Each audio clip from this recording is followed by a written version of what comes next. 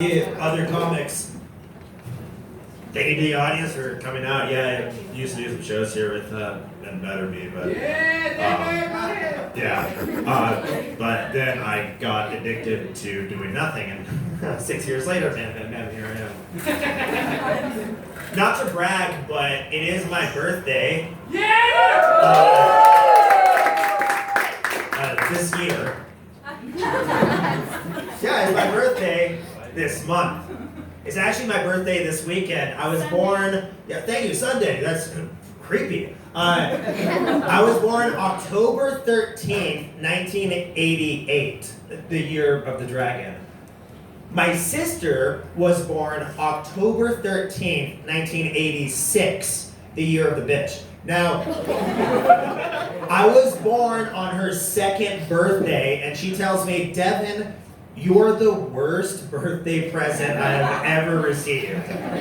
So I told her, yeah, but you should be happy that mom and dad finally have something to celebrate on your birthday. Me. Anyone here on a first date? Woo!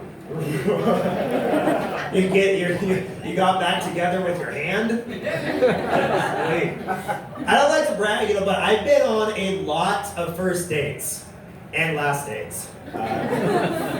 Equal amount, huh? But I like to multitask by going on a first date and a last date at the same time. It saves everyone so much time. I didn't really prepare much for tonight, so I'll tell you a quick story of the second worst first date that I've been on. You want to hear it? Yeah! Good, because everything would fall apart if you said, no, talk about nuclear power. Oh, God, glowing. Okay. So, this must have been 12 years ago. I was a senior in high school. I drove my car to pick her up, knock on her door. She opens it. She's looking gorgeous, just beautiful. Before I can say anything, she tells me, hey, honey, since it's on the way to the movie theater, can we stop by Walmart so I can pick up a pregnancy test real quick? On our first date, she asked me, on our first date, to go to a Walmart on our first date to pick up a pregnancy test for her on our first date. Now, I'm not a perfect angel. I'm not a family values guy, but I think it is just so bad, sinful, evil for on a first date to want to shop at Walmart. If you don't know what Walmart is, imagine pure evil, but at a 15% discount. Gosh. I don't know, at that point, she added real quick to the end of the question, like that's gonna make or break my decision. Oh, real quick, okay, well I guess we'll still see the previews of the coming attractions. But when you think about it, a pregnancy test is the ultimate preview of coming attractions for the worst fucking film in your life. A lot of parents in the room, okay. I'm gonna keep going. I should have aborted it, terminated the date, because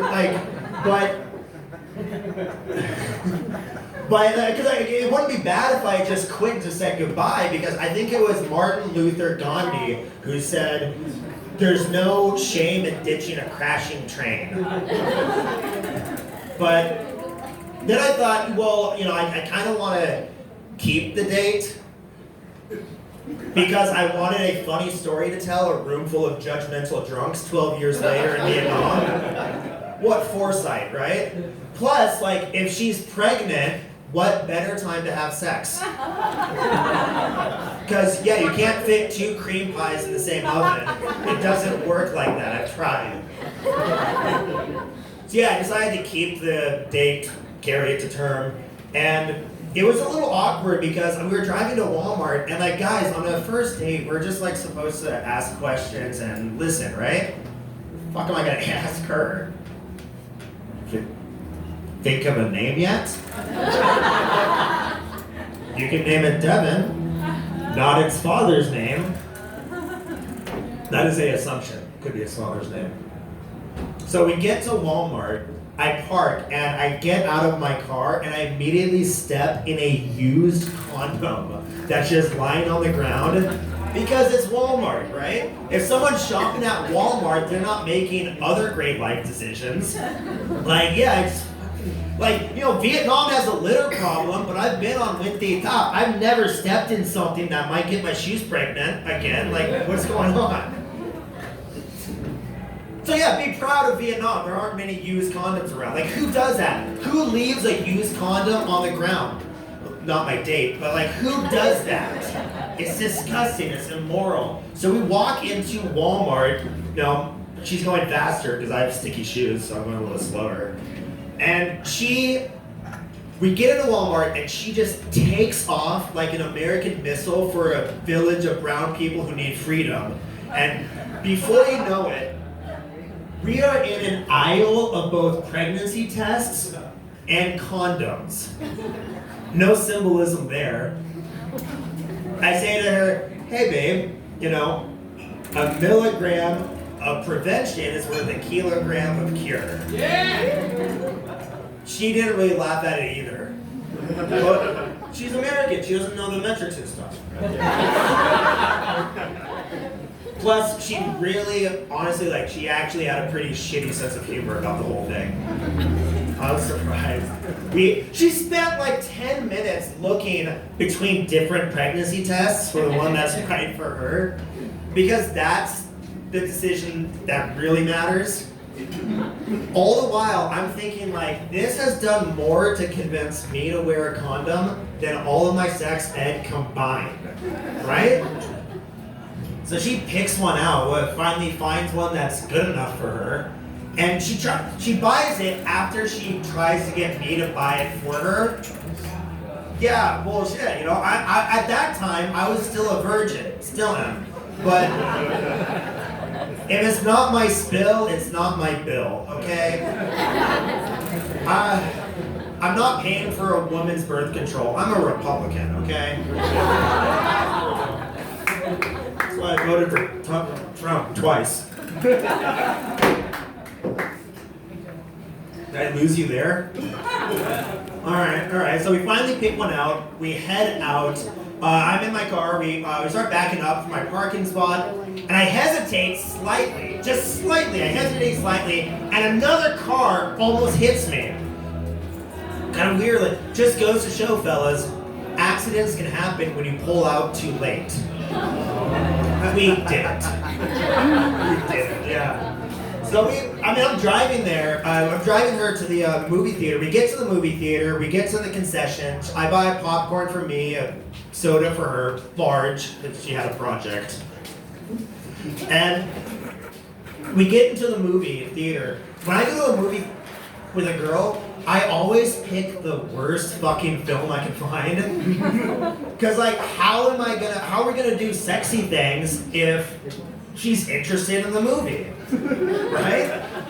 That's why I am still so depressed that they stopped the Fast and Furious movie franchise. That got me the best. It was really sweet. I don't want to talk trash about it because, like, except for plot, dialogue, and character development, Fast and Furious movies are pretty good. Except for those three little things. I wouldn't take her to see The Joker. Have you guys seen The Joker? No. As a comedian, I was expecting a slightly different film. It really wasn't that funny. Alright, well, I'll wrap this up like she should have. So, film ends. We leave, I drop her off at her house, end of story.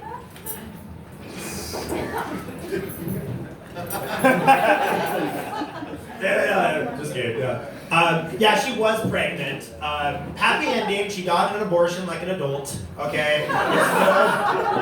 She got that aborty warning, and I feel like I just sucked the life out of the crowd. Yeah. Actually, talking about abortion is a good transition to me talking about my career as a novelist.